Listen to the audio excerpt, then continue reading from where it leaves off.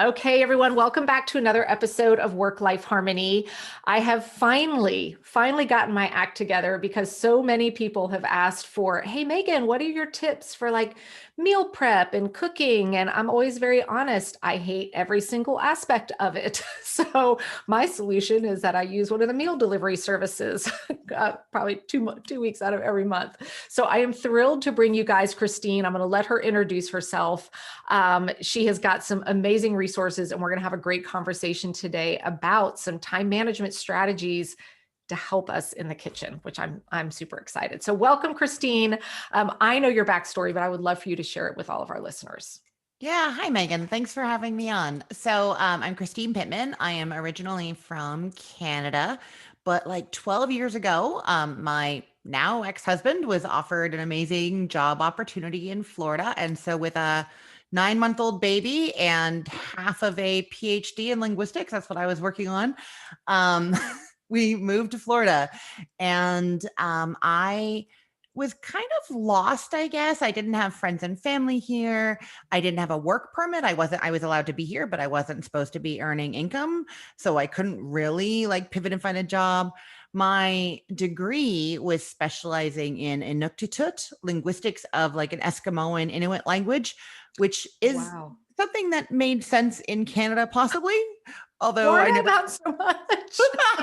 not so much in Florida. No, there are not a lot of Inuit people around here. So, so it was kind of that like floundering time. And I started a food blog, Cook the Story, in 2010, around then, really to do something because I had this, the boredom of having a new baby and being home with them and being used to lots of intellectual conversation and no friends and family. So the site really started as a place to reconnect with friends and family back home and get some writing in and dive into stuff. And yet, slowly over time, I eventually got a work permit and was able to think about maybe monetizing the site. It had gotten some traffic. And now what are we? I guess 11 years in, and we have over 2 million visitors a month to the site. And we're sharing recipes all the time. And I have a team. It's really cool. Really, really great. I love that. And I just love the realness of, I get intrigued with some of these like recipes and stuff that I see, and then I go and look at, I'm like, no, I don't have 6 hours to boil down the bones for or just, I love the idea of, oh, I'll go buy the whatever and then repurpose it. But if it's not laid out and really simple for me, again, I walk away. So that's what I've so enjoyed with your blog as I was digging into it of just, it's like, I'm like, I can do that. And that's what makes me feel good because I am not a rocket scientist in the kitchen by any stretch. Yeah, I really think, I think that my blog evolved over the years. I'll admit that one of the first recipes on there was a Ukrainian Mexican fusion. It was like Mexican cabbage rolls or something. Don't look for it. I took it down. It's not I there. did not see that one. But it's really become, I think I was trying to like, I don't know, show off or do something at some point. And I got busier and busier, second child, like just all sorts of stuff going on. And it really became like, how am I cooking? And so there's a lot of great weeknight one pan things. And then there's also, I've realized there's also a lot of what I think of as like our traditional big gathering things, like how to roast a turkey, how to make gravy, those things that even if you're like a simple cook who just is doing that sheet pan instant pot thing during the week, sometimes you're having a I big do. hangover and you Yeah. need to know, how do I make mashed potatoes for 20 people? Or how do I, so it's kind of both of those things. And I love, because I give myself a lot of flack in the kitchen just because it's not a place of joy for me for the most part. Sometimes it is, but like if it's a holiday dinner and I'm cooking, then I enjoy it. So yeah, Yeah. that's what I'm always searching for. And for my go-to is still have my mom's old edition of Joy of Cooking, like okay, how Mhm. do you, but some of it's so out of date. So it's nice to have resources like that out there. Yeah, for sure. Yeah. So where would you say for hypothetically, you're talking to a lady that is just cooking is not her favorite during the week. Where is, you think, some of the quick wins for people to start making the whole, I didn't realize I was going to be responsible for feeding human beings for the rest of my life. What are we having for dinner? Question less loaded and some systems we can start to get in place. Yeah, I think the first thing is, especially for women, we need to just realize that there is this weird expectation out in society, or that we're giving to ourselves, that we are not only supposed to be great at this, but we're supposed to love it. And I think that both of those are separate axes, like love it or hate it versus good at or bad at, and we can be anywhere on those, and that is okay. Like, I mean, I guess if you hate it and you're terrible at it, then that's even more stressful. But like, it's still okay. Like that, there is, we're not taught to do it the way that we were once upon a time. So I think like, just like starting from the, I don't have to love it and I don't have to be great at it, right? Or I do love it, I'm not great at it, or like any of those. And like figure out that and give yourself that permission, because then your expectation, your family's expectation is not necessarily that you're going to be smiling while serving a 12-course meal every day, right? I love that you just said that, because I think part of me feels like, what's wrong with me? Like, shouldn't I Mm. want, because I didn't used to feel this way about it, but now that so much of that expectation is on, it's 6 a.m., you have people going, what's for dinner? I'm like, I now know why my mom instituted a rule when we were growing up, which was we were not allowed to ask her what's for dinner before 4 p.m. in the afternoon. And one day I couldn't understand. I asked her why. And she's like, because if I know my answer is something you don't like, I'm already watching you groan at 8 o'clock in the morning, knowing that now I'm going to give up all this time to make something that you're already unhappy about. Yeah. Like, Yeah. that's No. valid. I appreciate that rule. Yeah, no, that is a great rule. And I think also I have a 12-year-old and a 9-year-old, so this is a struggle for me. But setting up that expectation sort of daily, like you don't have to love every mouthful of food that you eat. Yeah. Food is actually sustenance first. And coming from, a food blogger who's made this my career, passion, hobby, I love it, of course. And it does taste good a lot of the time. They don't like everything I make, and they don't want to eat their broccoli and their green beans, and they don't want to try butternut squash with peanut sauce or whatever it is that I'm doing. And it's a continuous, like, I made this, and maybe you can say to me, thanks for making dinner. This wasn't my favorite, but you don't have to spit it out or say ew. And you can recognize that we all need to do stuff we don't want to do, including eating stuff we don't love. So I think like setting up that expectation for ourselves, I don't have to be great at it, I don't have to love this, it doesn't have to be perfect. And also for them, you're not always going to love everything, and that is okay. And you're doing me a favor, I'm doing you a favor, we're doing this together.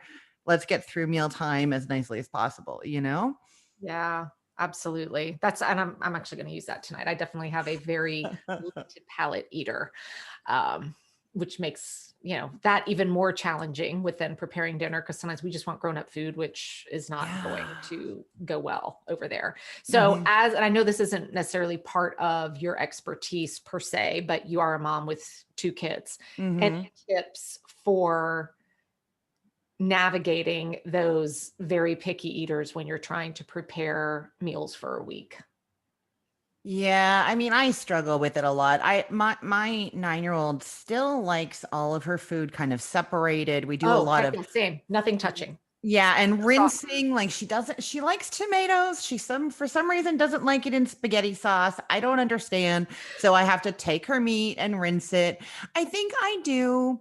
I try to, yeah, this is not like, I'm not an expert at this at all. I only know what's working here, and every single kid that I encounter is different. So, but I think making sure that there are things on their plate that I like I buy a rotisserie chicken, every week. There's always a little bit of chicken I can cut up. She loves bell peppers and cucumbers. There can always be chicken, bell pepper, and cucumbers on her plate. And then the other stuff is there that I'm making. The thing that I'm doing extra for her doesn't take any extra Right. time, really. It's raw vegetables. That's what's working. And then having the other stuff there, and trying to like try a few bites, have some of it, but I know that she's getting the nutrients that she needs, a little bit of protein, a little bit of vegetable, and that's going to be okay. And then getting her to try other stuff and trying to not take it on personally. Yeah. She's 9. I mean, she Right. doesn't like when I tell her to clean her room. She doesn't like when I tell her to eat her broccoli. Yeah, okay. Like, Fair enough. I'm like, I didn't like it either when I was 9. yeah. Yeah, and I guess I'm trying always to make sure that they're getting healthy foods, and then as long as like the doctor's not saying to me that they're not thriving, that they're not gaining enough, and they look healthy and they're getting their activity, I'm pretty much okay with it. That's where I'm Sounds at. good. That makes me feel better, honestly. Cause I'm like, I always call them my primer foods. I've always got like hard-boiled egg. She'll eat a hard-boiled egg without the yolk Yeah, and some raw. So I'm like, something on the plate that I just know she likes. yeah. And then some of the other stuff. And then I think modeling, I think it's just like to me, they're seeing me eat international foods, they're seeing us enjoy them. The ingredients are familiar. I know my brother didn't like tacos when we were growing up, and he went to his first girlfriend's house for dinner, and he came back talking about how delicious tacos are, and my mom was furious. But Not true. he knew what they were. He knew what tacos were. He'd seen them. I mean, obviously we know what they are now. This was a long time ago, but like the familiarity and knowing, and then when you're in that situation, being able to adapt and try new things, and knowing that the world tries new things, that's more important than actually enjoying them at that young age, probably. Yeah, so good. All right. So if we are trying to, one of my big challenges still is tackling this concept of meal planning slash meal prep. I've Mhm. tried a lot of different flavors of this where, kind of think through, okay, here's what I'm going to cook for the week. So then here's what I got to shop. But then I know people who will literally spend like 4 or 5 hours in the kitchen on a Sunday doing prep for the week, which I just don't want to. I'm not going to say I don't Mhm. have the time. I could make the time. I don't want to spend 5 hours of my weekend prepping to make the week go easier at dinner time. Do you have any advice for people that are kind of trying to get something in place to make the actual execution during the week easier to do, some level of planning and prep, if we're just kind of struggling with where to start with that? Yeah, I guess I want to start by saying I don't know, meal prepping doesn't work for everybody. And I'll tell you, it doesn't work for me. I love spending an entire day in the kitchen on the weekend, but So it does my ends. husband. That's Yeah, exciting for him. but we have to like eat the food on the weekend. Like I find that there's something about the way my mind works or something, that just because there's a box of cooked chicken breasts and a bunch of, I don't know, rice, and that I don't end up making those things. Or something happens in my world, like even during the pandemic where we're home all the time. If I go and stock my fridge with cooked stuff, suddenly we have plans every day and we're not home. Like I know, right? there's like this weird, and I do think it's me because I have friends that this works for. So I think like knowing whether meal prep is something that's going to work for you. If you hate it, that's not going to work for you. If Yeah. your family doesn't use those foods for whatever reason, that's not going to work for you. If you're finding yourself throwing out the stuff that you meal prepped, the next weekend, then that's not working, Yeah. right? So I don't know that like necessarily doing meal prep is what works for So glad everybody. that you said that. I feel like you just got this weight off my shoulders. I'm like, why can't I make this Oh, work? I'm glad. And then I think if you are going to meal prep. If you're not going to meal prep, then I think it's important to identify, like, people have different preferences about how they like their cooking to be. I'm a big get it into the oven quick, and even if it takes an hour, I'm not standing there I like doing a that whole too. lot of stuff. Yeah. Whereas there's other people who would rather it take, I mean, I think about Rachel Ray, who of course was amazing, 30-minute meals, but that is like active running around the kitchen for 30 minutes. Yeah. That's a different kind of cooking. So you have to kind of know, like I have one of my favorite recipes during the week is a one pot pasta, and I have like it formulaic, so you can use whatever you have in your kitchen, and there's different adaptations for it. That is you stand there for 30 minutes kind of thing. But that one, the whole family likes. It makes a big batch, and I know it's going to be enough for like our dinner and then lunches for 2 days, and one Worth it. pot dirty at the Yeah. end. So like that one I'll hold on to. If there's going to be 20 pots dirty and I'm running around for 30 minutes, like, no, I could stand there and stir for 30 minutes, one pot, Right. but I'm Right. not doing You this bring other up a thing. good point. Yeah. Cleanup that's a big, I love Yeah. those one pot type meals. I'm like, oh, now I'm Mhm. not in the kitchen for 20 minutes after cleaning up everything that just went down. Yeah. Yeah. So I think kind of identifying like eh, do you mind having things take longer? I mean, if you're getting home from work at 8 o'clock and nobody's eaten yet, then you don't want something that's going in the oven for Right. an hour. You do want to run around for 20, 30 minutes and get that quickly, right? Like that's a different. And then I think the other thing is, so there's those different types, right? There's like slow cooker, cooked all day, instant pot, quick. We know we hear all these things all the time. One pot meal, a sheet pan dinner that goes into the oven, all these options.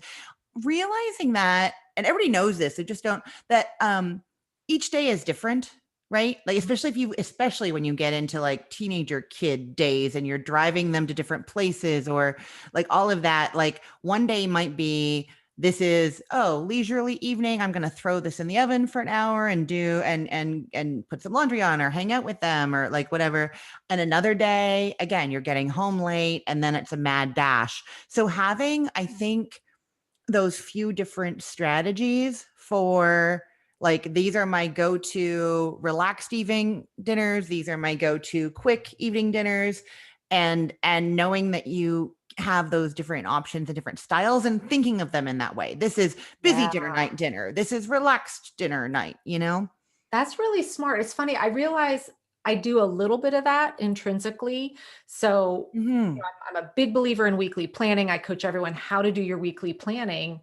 But I am like, I just realized when I was doing mine last weekend, I noticed, oh, I've got a very unusual night where it was the only time I could get fit in. So I've got a haircut at 5:30, which is usually when we're kind of getting ready for dinner and all that. So I already went, okay, I got to save one of those kind of pre-done meals for that night. Right. And so I've got to make choices around that. But I'm now realizing I could really take this a lot farther during my weekly planning and look at each day. I'll know which days I'm going to have a lot of energy, which days I'm not. Hmm. And can at least, even if I'm not prepping and all the, I could at least go, okay, this is going to be a one pan night that night. I need to make sure of it versus, hey, I'm home all afternoon. This is a good night for me to throw a chicken in the oven or whatever. I love Yeah. that. That's, that kind of planning. I still have a little wiggle room of flexibility without having to prep it all weekend too. Yeah, and I think that like people have different personalities about this. So some people, like I'm more of a rigid write down Monday to Friday on the left column and then mark down what we're making, and then I'm looking at my calendar and saying Tuesday is going to be Yep. busier. I'm doing that. Other people might find it easier to instead choose 3 or 4 meals that are different in those ways and just have the ingredients for them and then decide on the day depending on what's going on. You know, like Even you could last night, I was like, okay, I've got 2 quick meals this week. I thought we were going to do another one. And last night we're like, none of us are really in the mood to eat that. So we've shifted it up and yeah. did the other one on the list instead. Yeah. So having, depending on the personality, your family's personality, whether you have the flexibility and are just choosing a few different Mhm. styles of cooking versus like hard coding that into your schedule, I think Yeah. that's a different thing. Yeah. Oh, this is so good. I feel like there's so much of uh, just hearing the permission of learn who you are. Hmm. Are you a happy cooker, unhappy, all of that? What style of cookings do you like? And then apply it to your life. Yeah. How do these work for you in a way to minimize stress? Because I have found myself sometimes where I haven't planned it out well, and it is one of those like running around the kitchen for 45 minutes with my hair on fire. And I've done this after a very high energy day, and it's like just Hmm. sucked everything out of me. Where if I had intentionally thought this is probably not going to be a good night for that style of cooking, it Yeah. could definitely make some big changes for us at home. So I'm excited about that. Yeah, that's great. And I have, you know what, I have a really great tip. I think that it resonates with me, and I think it'll resonate with you and with other people too. We're all, meal planning is kind of a hot topic right now, and we're hearing about it all over the place. And that means that people are trying a whole bunch of different things. And I think what's been going wrong is if you try something and it doesn't work for your family, it kind of gets abandoned completely. Yeah. And and then you're floundering. And so what I've been doing is I have a printed calendar. I just printed a PDF calendar, but any like cat wall calendar thing that you've got, and I jot down on there what we ate for dinner in the few days before. Like whenever I grab it, I jot down in there what we've had. And what that ends up doing is, obviously it's a track of everything we've eaten. So when I need ideas for what to make, there's a whole calendar full of them. But also, if you are embarking on any of these different meal planning strategies and try something for a week, you're going to make note of those recipes and those things in there too. So even if you don't stick to that exact plan or that, schedule or whatever they have you doing, you still like got something from it. Like there's those few things that worked that you can, oh yeah, or even it'll like trigger you or in a good way a few months later to be like, oh, we did try that. It kind of was okay. We could do that again for a week. So it doesn't have to be like all or nothing. It doesn't have to work perfectly for your family. It can be something that you're building over time. And I think if you keep track in a very easy, simple way of what you've done that has worked, then you're just building something that'll make your life easier later. Does that make sense? Oh, that totally makes sense. I'm gonna probably label that like I do time audits and energy audits with people to help with planning. This could basically be a food audit, but not in like the dietary, I'm tracking every M&M I ate, but more, these are the meals we liked. Here's what worked for us. Here's what didn't. Because I'll sit there sometimes. I'm like, I know we've eaten and I can't think of anything to make because I haven't tracked that to go pull from. Yeah. And the other, like, I also will, like, we have, not so much now, but often lots of people coming in and out of the house of family. My parents snowbird from Canada here or whatever, different friends. And I'll make note of who was here because if somebody, like, was a vegan guest over, I can make note of that. And I'll be like, oh, they were here and they liked that vegan meal or that worked when I needed to do that. So there's like, I'm saying that, but I don't want anybody to feel like they have to make tons of notes on this calendar, but there are like a bunch of different ways that you can make use of it that can help you later. Oh no, I think that's fantastic. I'm excited I feel like, okay, I'm going to find a way to bring some joy back into the kitchen some in a ways that's just not quite so stressful all the time. Yeah, I love this. Thank you so much. Where is the best place for everybody to be able to connect with you and start consuming? Your blog is amazing and all of those things. Yeah, so Cook the Story is the main website. And then I'm Cook the Story on social media everywhere, except I'm not on TikTok yet. Thinking about it. My daughter's trying to convince me, but it's not happening. It was an epic fail for me, so not happened. Yeah, but Instagram is great. The Facebook page, facebook.com/cookthestory. I'm on there too. And email to Christine@cookthestory.com. I get emails. I answer them. If people have pressing questions, I love helping anybody enjoy or manage to get through their cooking dilemmas. That's great. To get through. That's me. And I have, for everybody listening, you can go into the show notes. I've got links for everything there as well, so that you can go get connected with Christine. And again, thank you so much. I feel like you've given me permission to do this in a way that works for me. So I'm very happy about that. Thanks for having me, Megan.